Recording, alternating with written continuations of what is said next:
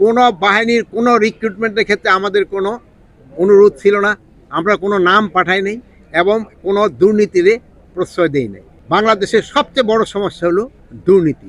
আমাদের রন্ধে রন্ধে কিন্তু দুর্নীতি ঢুকে গেছে। নির্বাচন ভণ্ডুল বা কোনো অস্থিতিশীল করার কোনো সম্ভাবনা নাই।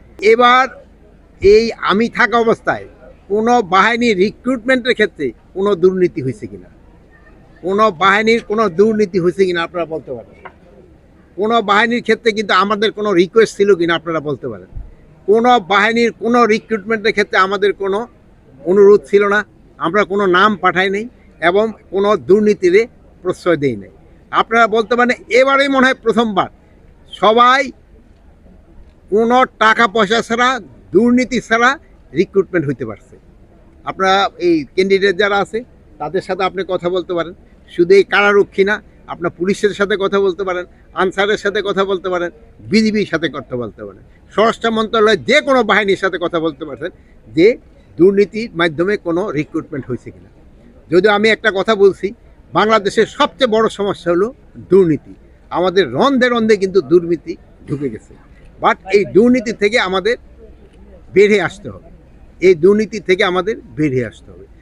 এবার দেখেন এই রিক্রুটমেন্টের ক্ষেত্রে আমি মানে খুব সাহস করে বলতে পারি যে এবার এইটার ক্ষেত্রে অন্তত দুর্নীতিটা দূর করা গেছে।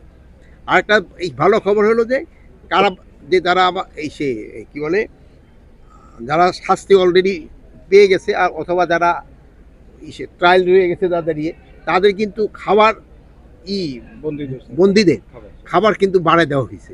আগে তাদের খাওয়ারের একটু হতো, এটা কিন্তু তাদের বাড়ায় দেওয়া হয়েছে।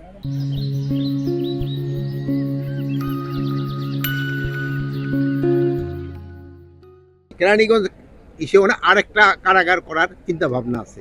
ধরেন তো এইগুলি তো 2 দিন 1 দিনের ভিতরে করা যায় না, এগুলি সময় সাপেক্ষ করার চেষ্টা করি। যেমন ধরেন আগে এখানে একটা ট্রেনিং ইনস্টিটিউট ছিল, এখন ধরেন ট্রেনিং ইনস্টিটিউটটা রাজশাহী নিয়ে নেওয়া হয়েছে। এই জায়গাটায় আস্তে আস্তে সেফ হবে। নির্বাচন ভণ্ডুল বা কোনো অস্থিতিশীল করার কোনো সম্ভাবনা নাই। আর ওনাদের যদি সাহস থাকতো ওনার দেশে আইসি বলুক, ওনা আইনের আওতায় আছে, আইনের আশ্রয় নিয়ে আইসা বলতো। যেহেতু সাহস নাই দেখই তো পালায় পালায় বলতেছে। আর এখানে যারা ধরেন যারা সাপোর্টার আছে এখানেও তাদের ওইরকম কোনো সাপোর্টার নাই। ওনাদের যাদের সাপোর্টার ছিল এবং যে সন্ত্রাসীগুলি ছিল এরা কিন্তু বিভিন্ন জায়গায় চলে গেছে, বিভিন্ন দেশে চলে গেছে, এরা বিভিন্ন দেশে আশ্রয় নিয়েছে।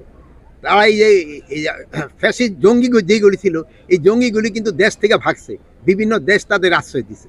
এবং আমরা অনুরোধ করব এই জঙ্গি এবং এই ফ্যাসিস্টদের অন্যান্য দেশগুলি যেন আমাদের আবার ফিরিয়ে দেয়।